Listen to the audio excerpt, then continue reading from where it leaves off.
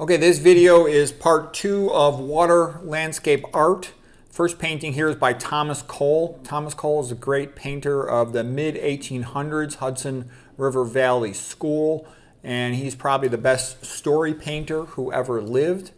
This painting is called The Bestial Savage Phase of Mankind by Thomas Cole. And you see them kind of caveman looking guys running around. He does look like he's got a bow and arrow. They got other things here that look like teepees.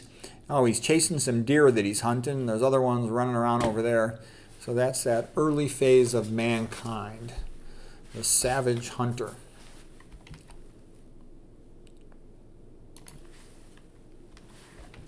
Okay, now here is the Arcadia pastoral scene. So this is now the time of the ancient Greeks.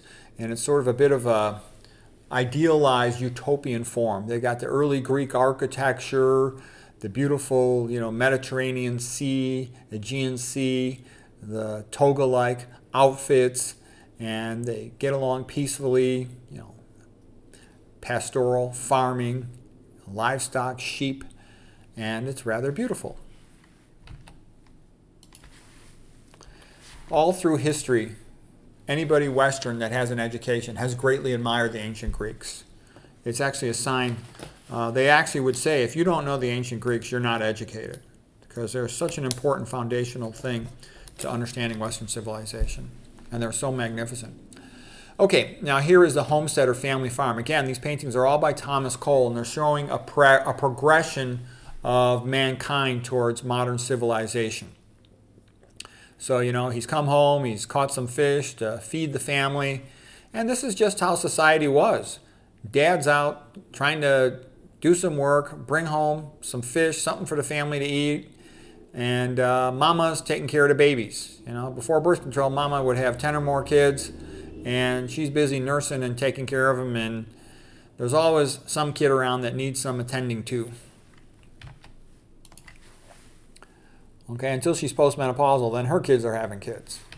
And so here's the same sort of scene. Homecoming by Edward Moran from 1870. Papa has been out fishing all day. Hopefully he's got some fish to feed the family. If he doesn't, they're going to be hungry tonight. So hopefully he's got it. Mama's taking care of the baby, and then the older siblings are helping out. And that's life. That's how life has always been. And that's the natural relationship of men and women, is to be a partnership in supporting a family, raising a family, and helping the kids. And if this young little baby is a boy, by the time he hits puberty, he'll go off with dad and go fishing or whatever else to bring home some food for the family. Okay, mankind continued to get a little more sophisticated in his building of boats. This is called The Jetty at Fet Moss by Hans Good, and again, it's rather beautiful. Like, to create this painting, what a masterpiece it is. It's like 100,000 little decisions have to go into each brushstroke to make this the masterpiece that it is. And that's how great this art is that what I'm showing you are masterpieces. But for every masterpiece, there's a whole bunch of good ones. Okay, this is Lake Lucerne by Joseph Jansen, 1900. Again, it's just sort of this aesthetically beautiful.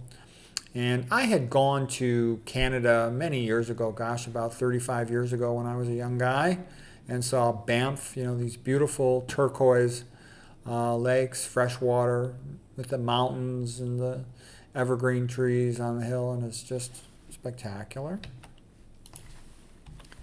And here's a more sort of family scene called Fishing by Manuel Garcia y Rodriguez.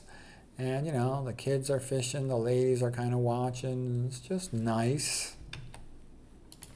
There's a way that a painting's more than a photograph. A painting captures the whole gestalt, the mood, the time, the sense, the feeling, the history. Okay, here's Hunters in the Snow, a beautiful painting by Peter Bruegel the Elder. He's coming back, and the people have the ice, they're skating, and there's a sense of tranquility, community. And here it is, Frozen River at Sunset by Ert van der Neer. And again, you got the nice family, you got the church in the background. Nice community. It's a very Christian thing to celebrate all this. Here's The Sower by Vincent van Gogh. As man became more agricultural, he could grow more food in one place, support bigger populations all being together. The Harvesters by Peter Bruegel, and so they're taking their little lunchtime break here. A rather elegant scenes from 1565, the painting. And here's a painting I like. It's an Irish painting. You don't see too many Irish paintings. The Irish are too poor to paint most of the time. But this is called Thunderstorm and the Frightened Wagoner. And it looks like the horse is more frightened. He's scared to cross the bridge with the thunder. There's something kind of beautiful about this painting. Here's the Rustic Mill Farm by Albert Bierstadt, the great landscape painter. And you see the water wheel in the back, you see the family, you see the lady washing the clothes in the water there, see the guy ready to take the horses out to plow the fields. It's just making it work. The family. Family is a unit of society. It's always been. Okay, Under the Forest Trees by Edward Moran, just a beautiful canopy. It's like a cathedral, like the stained glass windows of a cathedral. And that's kind of like what that high ceiling is of a cathedral. It's like the tree canopy of a forest, looking up to the sky, to God, and it's magnificent. The colors of autumn, painted scene by God. And here's the Haywain, more life down home on the farm, getting the work done, making some food. The Haywain by John Constable. Okay, here's a nice one of a young lady. She's taking the horse to the water. You can lead a horse to water, but you can't make him drink, by Haywood Hardy.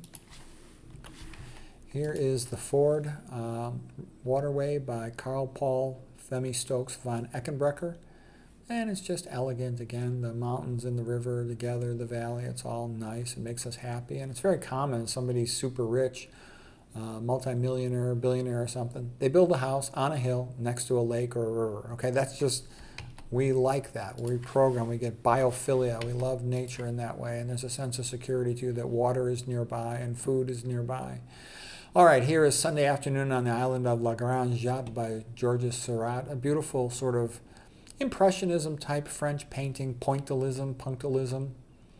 And it's just beautiful. Humans happy, getting along, being nice to each other. It's nice. And now here is a painting that's magnificent, but it's very sad. This is the painting of Ophelia. And the painter is John Everett Millais. He's a leader, really, in the Pre-Raphaelite Brotherhood school of painters from the mid-1800s, the Victorian Renaissance in England. And they had wanted to go and paint in a style like before Raphaelite, a more noble style, a more God-fearing style, more true to nature style, and a more religious style.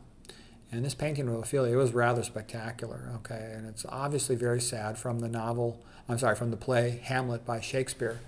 But the painting is just magnificent. I know the story behind the painting. The model was a lovely actress who was actually laying down in the bathtub, okay? And the water was cold. They had Bunsen burners beneath it, but they went out, and she caught a cold, and he had to pay her extra because of that. Okay, here's Lifeline by Winslow Homer, 1884. And once again, the woman is this damsel in distress, beautiful creature, and the guy is this faceless workaholic. And that kind of tells you how it goes. All the emotion and feeling is for this poor woman, and then the guy who's busting his ass, risking his life, you don't even get to see his face. That's what it's like to be a man. We live for these women. We love them. We appreciate them, and they kind of take us for granted. Here is The Undertow again by Winslow Homer. The strong man has saved the weak woman. From the undertow is when the current pulls them out to sea and is going to drown the person. And this is, I once saved a young lady's life from this. Okay, this is, men got a lot more upper body muscular strength. There's no comparison. Only on the internet do you see a bunch of buff women. In real life, they're all a bunch of, the vast majority, almost all, they're real weak upper body. And so, yes, it's our job to save their lives.